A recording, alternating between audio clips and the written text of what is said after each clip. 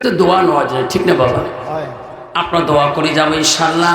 সবাই আজ থেকে ওয়াদা দেয়, সবাই কেন আল্লাহ আল্লাহ খাস দিলে তওবা করলাম, আল্লাহ জীবনে নামাজ নষ্ট করব না, নবীর সুন্নত তরিকে খেলাপি করব না, আল্লাহ জীবনে মদ খাবো না, গাঁজা খাবো না, সুদ খাবো না, তাস খেলাবো না, আল্লাহ আমাকে মুত্তাকিন বানিয়ে দে, আল্লাহ পরহেজগারি বানিয়ে দে।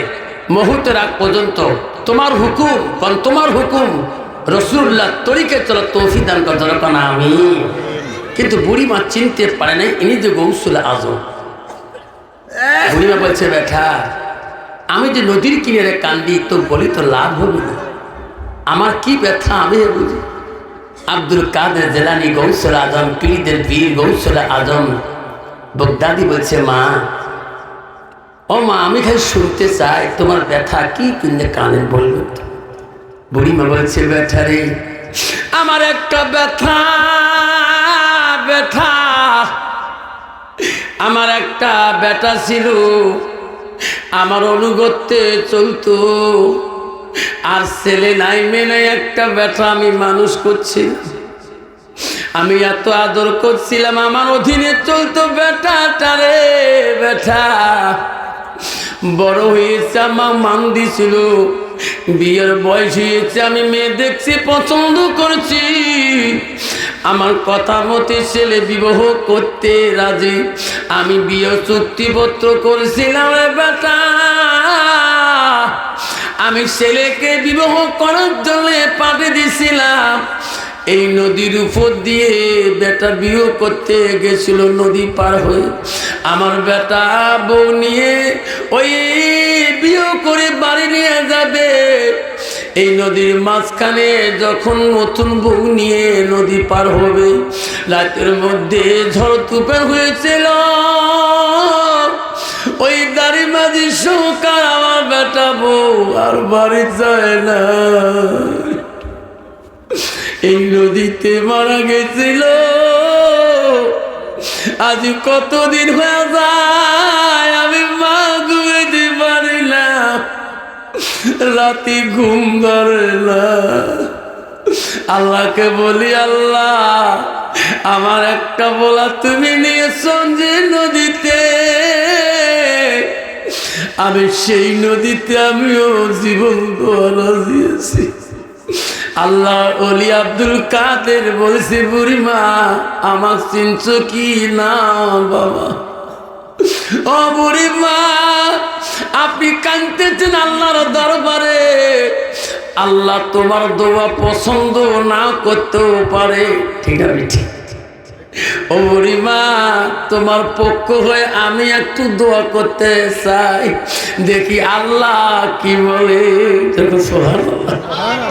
আল্লাহ বলে, আব্দুল কাদের হাত তোলো, আল্লাহ তুমি রহমান, তুমি বড় দয়ালু।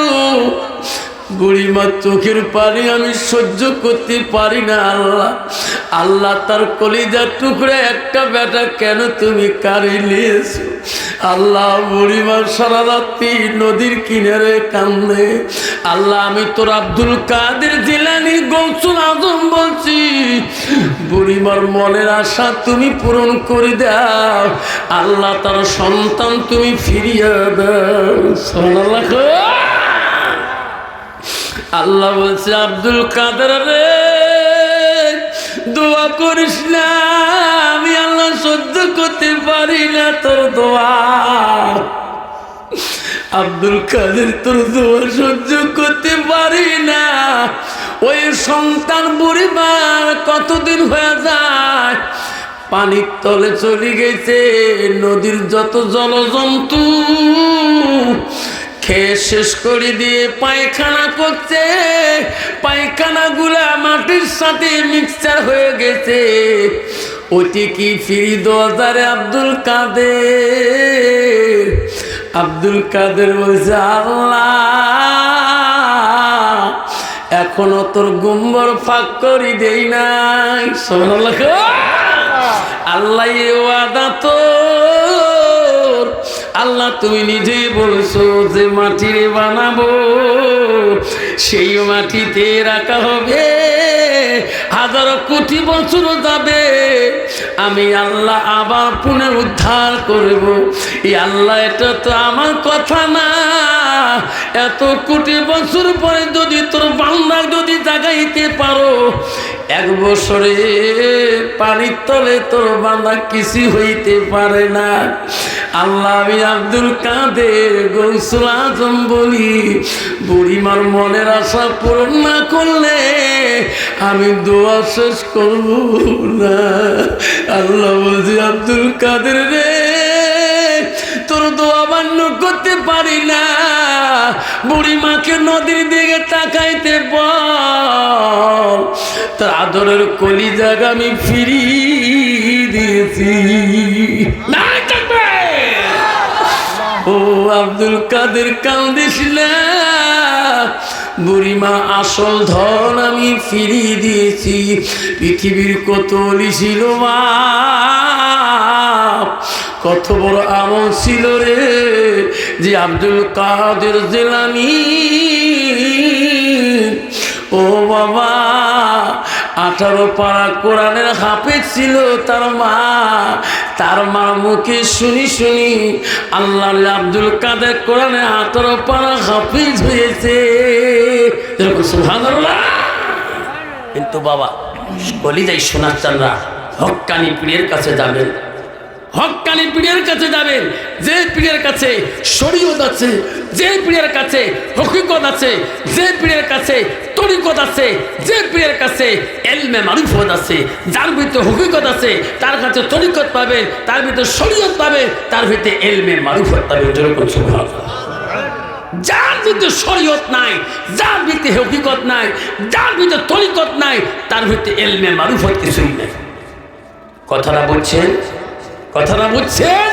শুনে রাখো, আল্লাহর নবী ইন্তেকালের পরে মদিনার দায়িত্ব কে হওয়া দরকার? আলী। আলী না? কিন্তু বাবা, আজকে যদি বেটা যদি না থাকে, যদি মেয়ে থাকে বাড়ির, এই 100 বিঘে সম্পদের মালিক কি হবে? মেয়ে জামাই। হ্যাঁ, খুব ধ্যান দিয়ে শুনবেন, মেয়ে জামাই হবে। কিন্তু নবী ইন্তেকালের পরে মদিনার রাষ্ট্রপতি তো আলী হওয়া দরকার। মদিনার মানুষ ফয়সালা করলো, মক্কার মানুষ ভাই, যে আবু বকর মদিনার রাষ্ট্রপতি হবে, দ্বিতীয় রাষ্ট্রপতি হওয়া লাগে আলী। এই কথাটা বাইদি ভাই আবু উমরের কাছে পৌঁছে গেল।